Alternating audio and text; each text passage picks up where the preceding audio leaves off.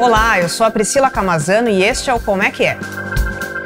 Hoje o assunto é saúde. Por quê? Que a OMS declarou a Mpox uma emergência sanitária global. E para falar sobre esse assunto, nós convidamos a repórter Patrícia Pasquini. Paty, seja bem-vinda ao Como é que é. Muito obrigada. Sim, vamos bater um papo aqui, Paty, sobre saúde, né, sobre a Mpox. Então eu queria já começar pedindo para você explicar para a gente o que é a Mpox, né, e como que essa doença é transmitida. É uma doença transmitida pelo vírus do mesmo nome, né? Mpox é uma doença viral.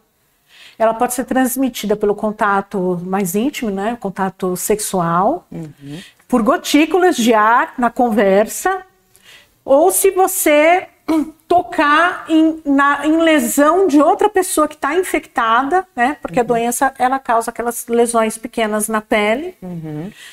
E se você encostar nessas lesões, e aí você pode contrair também. Sim, e quais são os sintomas? Você está falando que ela tem essas feridas no corpo, né? Mas quais são os sintomas e quando que a pessoa deve se preocupar e procurar um atendimento médico? Olha, os principais sintomas são essas lesões na pele, né? Febre, ínguas, pode dar cansaço, dor muscular, dor no corpo. Esses são os principais sintomas da doença. Você falou da gravidade, né? Quando que é importante para a gente se preocupar? Quando essas lesões se tornarem muito doloridas, né? E é um sinal aí para que você pode começar a se preocupar, talvez ela possa se agravar. Agora tem um detalhe, a gente tem uma cepa da Mpox em circulação na República Democrática do Congo, em países vizinhos. Temos um caso na Suécia e um na Tailândia. Essa cepa ela provoca uma gravidade, né? Então, a doença, nesse caso, ela pode se espalhar pelos órgãos vitais. Então, tem que tomar cuidado. Sim, tá? tem alguma... Só que aqui no Brasil a gente não tem caso ainda, né? Dessa cepa mais perigosa. Sim. Então, por enquanto, pode ficar despreocupado, né? Sim. Essas feridas que você fala que tem no corpo, tem alguma característica específica que a gente deve se preocupar, ter mais algum tipo de atenção específica? Não, elas pode ter pus nelas, né? Qualquer líquidozinho, aí você tem que proteger para que você não infecte outras pessoas através disso, né? O ideal é ficar isolado, né? Sim. Quando constatado Mpox, é o isolamento, né? A pessoa tem que ficar isolada. Sim. Então, se você tiver alguma ferida, né, estranha pelo corpo, né, que você não tem, teve contato com pessoas, né, que Parece umas bolinhas vermelhas, assim, algumas vezes. É um momento ali de ter atenção e procurar um atendimento médico. Mas tem o conjunto da obra, né? Como eu falei, a febre, dor no corpo, né? A pessoa fica muito desanimada. Então, é um conjunto. Você tem que prestar atenção nos sintomas. E se você teve contato sexual ou até contato próximo com alguém que está infectado ou encostou em algum objeto da pessoa, também toalha, talher. Então, é bom você procurar um médico, explicar a situação, né? Para que você seja devidamente orientado. Sim. E, Paty, o que levou a OMS declarar a Mpox emergência de saúde pública? É a segunda vez, né?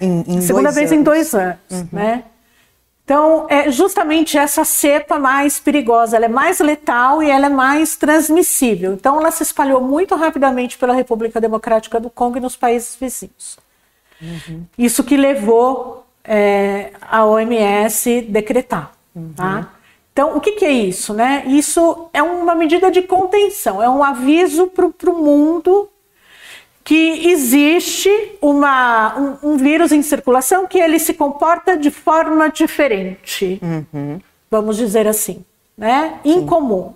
E o que nós temos de incomum, né? O incomum, em 2022 a gente teve uma epidemia de Mpox aqui, mas com uma cepa branda, né? Geralmente em um mês a pessoa já estava livre da doença, né?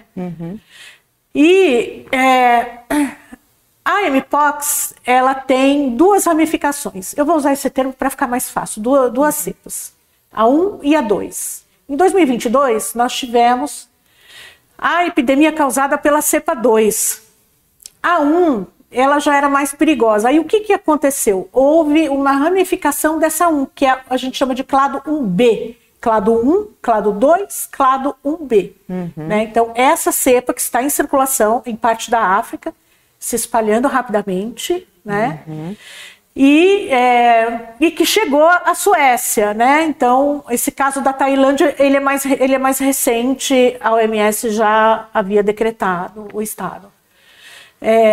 Então, é um sinal de alerta, né? Assim, Brasil, precisamos ficar em alerta. Os especialistas acreditam que essa cepa nem chegará aqui. Pode não chegar aqui. Mas é preciso ficar alerta. Sim.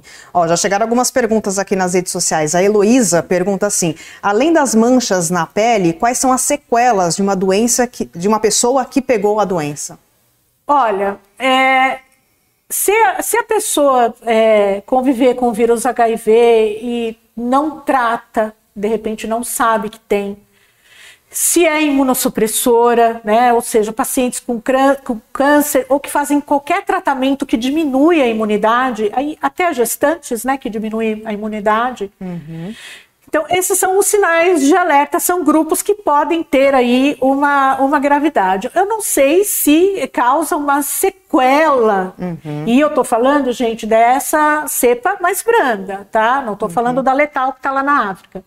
Né? Não tenho conhecimento que essa cepa mais branda tenha sido causa de sequelas graves, mas esses grupos eles devem ficar atentos, né? Tá? E, Paty, quem já contraiu a doença uma vez, pode pegá-la de novo? Então, os especialistas, alguns dizem que não. Outros dizem que, se nós temos cepas diferentes, é possível sim que você pegue a doença pela cepa diferente. Mas, pelo menos por aqui, não tem nada na literatura médica, ainda não tem dado suficiente para você bater o martelo. Mas vamos usar como exemplo a Covid. Né? A Covid, você pega a doença várias vezes, você pode pegar várias vezes a doença por conta da mudança da cepa. Né? Se tem uma cepa nova, você fica novamente suscetível. Né? A dengue, por exemplo, que tem os subtipos 1, 2, 3, 4. Você fica imune, se você pega o subtipo 1, você fica imune ao subtipo 1. Pode pegar outras 3 vezes, né?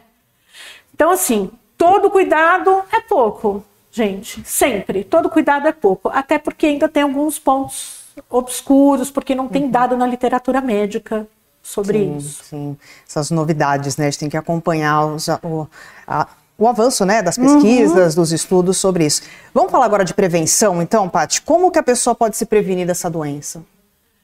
Bom, evitando, né, tomando cuidado com o contato sexual, né? Na conversa, cuidado, porque ela pode ser transmitida por gotículas no ar, né? Então,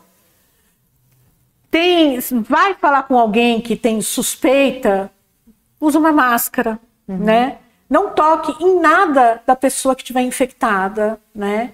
Nem no corpo dela, e nem em roupa, nem em toalha, nem em talher, né? Essas são as principais formas de prevenção. E a máscara serve para isso também. A máscara serve para proteger contra qualquer doença que pode ser transmitida por gotículas de ar. Sim, acho que é importante aqui, tem sempre uma dúvida, né, se é parecida com a Covid, que é transmitida aí pelo ar, não é pelo ar, é mais pelo contato, né, é importante dizer isso, né. Então, se você estiver muito perto da pessoa conversando... As gotículas, né, de saliva... Isso pode acontecer, mas assim, a forma de transmissão da Mpox mais comum é o contato íntimo, tá? Chegou mais uma pergunta aqui. A pessoa pergunta assim: as feridas se espalham por todo o corpo ou ficam limitadas a um local de porta de entrada do vírus? Não, pode ter ferida pelo corpo. Pelo corpo todo, né? Então, atenção. A Maurício está fazendo uma pergunta que também já era a minha próxima pergunta, que é sobre o tratamento. Como que é o tratamento e o que passar nas feridas? Não tem um tratamento específico contra a doença, tá? Você trata os sinais e os sintomas. Sim. E, Paty, tem vacina para essa doença? Como que está? Então, tem vacina, eu sei que tem outras vacinas em estudo fora do Brasil, né? Mas o que nós temos por aqui a vacina não é para todo mundo, né? é só para quem convive com o vírus HIV e para quem tem que fazer análise do vírus, né? Para aqueles servidores da saúde que tem que trabalhar diretamente com o vírus, né? Então, esses públicos se vacinam. Sim, e tem vacinas também em estudos, né? A gente tem uma matéria aqui da Folha falando que tem algumas ainda... Tem algumas ainda em estudos. Né? Mas, por enquanto, a OMS ela não recomenda a vacinação em massa, tá? Não sei como vai ser daqui para frente, quando essas vacinas chegarem. Vamos falar agora, então, das gestantes. Você até comentou aqui no começo da nossa conversa sobre o risco, né? Eu queria saber se a gestante tem um risco maior de ter gravidade com a doença. As gestantes que estão nos assistindo devem se preocupar. Quais são as orientações aí para essa doença para as gestantes? Olha, a gestante, geralmente ela tem uma queda na imunidade, né? Então, aí que está o cuidado. Precaução, não chega perto de ninguém, né? Que você pelo menos desconfie, ou pelo menos que a pessoa desconfie que tenha o problema, né? Que tenha a doença, né? Até porque pode ter transmissão vertical, né? De mãe pro feto, né? Sim, era pode justamente... ocorrer. Especialistas dizem que pode ocorrer. Né? Sim. E é justamente sobre isso, né? Essa transmissão. O vírus pode ser transmitido, por exemplo, pelo leite materno? Isso é uma forma de ser transmitido? Olha, eu conversei com alguns especialistas que me disseram que sim, né? Então, durante a amamentação, se houver qualquer suspeita do vírus, evite. Sim. E vamos falar agora dos outros grupos de risco. Quais são os grupos de risco dessa doença? Tem algum grupo de risco? Como que está sendo tratado isso? Pessoas que convivem com HIV. É o grupo de maior risco. E como eu já falei, os imunossuprimidos, né? Pacientes com câncer ou quem faz tratamento contra doenças que baixam a imunidade, tá? Sim. Agora, é importante sempre frisar, né? Não tenham pânico, né? Não é para a gente sair à rua olhando quem tem ferida, quem não tem, desconfiando de todo mundo, né? Não tenham pânico. O objetivo da OMS é fazer apenas um alerta, né? A OMS está monitorando os casos, né? Por enquanto a gente teve um na Suécia, um na Tailândia, que são fora ali da África, né? E assim, até com essa cepa mais perigosa, a gente não tem caso da cepa perigosa aqui, tá? Sim, não tem nenhum caso, nenhuma suspeita. Isso é muito importante deixar claro, tá? Sim. Não tem. Essa cepa, ela, como eu expliquei, ela é mais letal, ela é mais transmissível, e ela atinge mais crianças e adolescentes abaixo de 15 anos, né? Sim. Isso com base em observação no que está acontecendo lá na República Democrática do Congo e na região. É onde a doença está mais grave, né? Aonde a doença está instalada, então a gente está observando o que está acontecendo, aonde essa cepa mais perigosa está instalada. Sim. Como você disse, é importante a OMS, né, tá declarando essa emergência para a gente tomar, né, chamar a atenção do caso para que o negócio, né, a doença não se dissemine, né? Enfim, é importante a gente falar e ter pesquisas sobre, né, o assunto. Que o mundo esteja preparado caso haja essa percepção de que a doença está realmente se espalhando, né? Essa cepa está realmente se espalhando. Chegaram mais perguntas aqui nas redes sociais. A pessoa pergunta assim: usar o álcool 70 é importante? Serve como para prevenir? Olha, eu posso até verificar isso, tá? Mas assim, o álcool 70 e lavar bem as mãos, isso é uma forma de prevenção. Higienizar corretamente e muito bem as mãos. Em relação ao álcool 70, por enquanto eu fico devendo. Sim. A gente sabe que contra a Covid, contra vírus respiratórios, ele é eficaz, mas ele não substitui a lavagem de mãos com sabão demorado ali, né, do jeito que tem que ser feito. Então, mesmo que sirva, não vai te proteger 100%.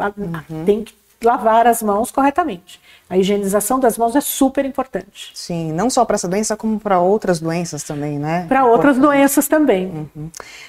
Vou passar mais uma pergunta aqui das redes sociais. A pessoa pergunta assim: quando que a pessoa infectada começa a transmitir? Só quando já há lesões visíveis?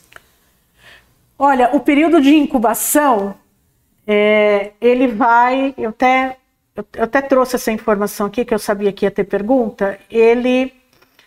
O tempo entre o contato com o vírus e o aparecimento dos primeiros sintomas varia entre 3 a 16 dias e pode chegar a 21, tá? Então, ficar em alerta. Sim, acho que você já respondeu também. A Marília fez a pergunta: a doença tem algum período de transmissão? Justamente tem esse período de incubação, né, Paty? Sim, bom, deixa eu ir para as minhas últimas perguntas aqui, Paty. Bom, eu já ia te perguntar se tem casos aqui no Brasil, como você disse, ainda Dessa não. Cepa não, mas a gente tem casos de mpox aqui no Brasil. Tá? Importante. Então, olha, em 2024, em nível de Brasil, foram 709 casos confirmados até agosto, né? E no estado de São Paulo, eu pedi para a Secretaria da Saúde também um recorte aqui do estado de São Paulo. Então, de janeiro até o dia 22, né, a última quinta-feira, foram confirmados 407 casos de mpox no estado. Só para fazer uma observação aqui, em 2022, que a gente teve a epidemia, chegou a 4.129 casos. Então, gente, é um número bem abaixo, mesmo da forma branda da doença, né, que a gente já deixou claro aqui, que a cepa perigosa ainda não está perto de nós, né? Mesmo assim, mesmo a forma branda, a gente ainda não chegou nem perto da situação de 2022, né? Sim. Cada um fazer a sua parte, Sim. prevenir, seguir aí as orientações dos especialistas. Sim, importante. Tá tudo certo. Tudo certo. E para finalizar, vamos reforçar para quem está acompanhando, começou a acompanhar aqui no meio da nossa conversa, queria que você retomasse e falasse para a gente quais são os sinais de alerta da doença e quando que a pessoa deve procurar ali um atendimento médico. Então, o principal sinal são as feridas na pele, né? Que são visíveis, né? Febre, ínguas, né? Então, dor no corpo, desânimo, dores musculares, dor de cabeça. Então, esses são os sinais e sintomas. Quando vou me preocupar? Quando essas lesões forem muito dolorosas e vierem acompanhadas aí um desânimo, mas assim, muito acentuado, né? Então aí é um sinal de alerta. E os imunossuprimidos, né, que são, como eu já falei, os pacientes com câncer, as pessoas que se tratam contra qualquer doença que baixa a imunidade, eles têm que se preocupar. Muito bem. Tendo esses sinais, sempre bom procurar um atendimento médico. E aí procura atendimento médico. Gente, não deixe esperar a lesão doer, né? Apareceu a lesão, tá com os sintomas, vai ao médico, vai ao posto de saúde, vai ao seu médico de confiança do convênio, né? Explica para ele, fale por onde você passou, se você teve contato com alguém, se você viajou para algum lugar onde a doença está circulando bastante, né? Todas essas informações, elas são importantes para a questão de vigilância, né? E o médico vai saber orientar melhor, né? Ele vai saber se trata mesmo de mpox. Sim, sempre bom procurar um especialista, né? Procurem um especialista. Muito bem. Patrícia Paschini, obrigada, Paty, por ter vindo.